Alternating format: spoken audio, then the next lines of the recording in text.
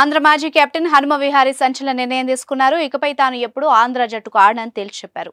ఓ రాజకీయ నేత కారణంగానే ఆంధ్ర క్రికెట్ అసోసియేషన్ తనను కెప్టెన్సీ నుంచి తొలగించిందని విహారీ కుండబద్దలు కొట్టారు.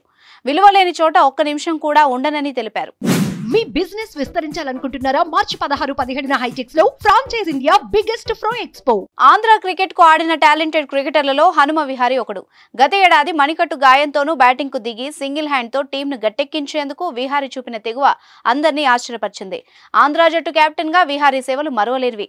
జట్టు విజయాలు అపజయాలు సంగతి పక్కన పెడితే టీంలో యూనిటీని తీసుకొచ్చింది విహారీ అని చెప్పడంలో ఎలాంటి సందేహం లేదు. అలాంటి విహారీని ఈ 2023-24 రంజీ సీజన్ మధ్యలో కెప్టెన్ గా ఆంధ్ర క్రికెట్ అసోసియేషన్ తప్పించింది. బెంగాల్ పై మ్యాచ్ ఓటమి తర్వాత కెప్టెన్సీ నుంచి తొలగించింది.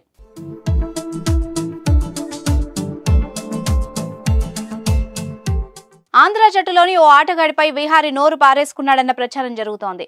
అతను టీంలో 17వ ఆటగాడని సమాచారం. ఓ రాజకీయ నేత కొడుకు అయిన ఆ ఆటగాడు ఈ విషయం గురించి తన తండ్రికి కంప్లైంట్ చేశాడు. దీంతో ఏసీఏపై ఒత్తిడి తెచ్చి విహారీని కెప్టెన్సీ నుంచి తప్పించినట్టుగా సమాచారం.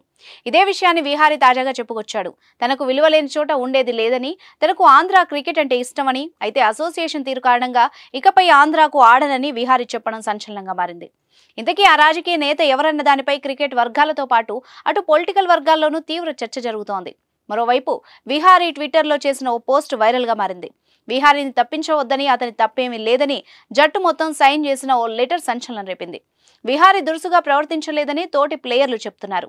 విహారీ ఆ సంబంధిత ఆటగాడిపై చేసిన వ్యాఖ్యలు సాధారణమేనని, అతనే పర్సనల్ గా తీసుకున్నాడని జట్టు మొత్తం చెప్తోంది. అయినా కూడా విహారీని తప్పించడం అన్యాయమని తమ యూనిటీని చూపించింది ఆంధ్ర జట్టు. తాజాగా జరుగుతున్న పరిణామాలపై ఏసీఏ ఎలా స్పందిస్తుందో వేచి చూడాలి.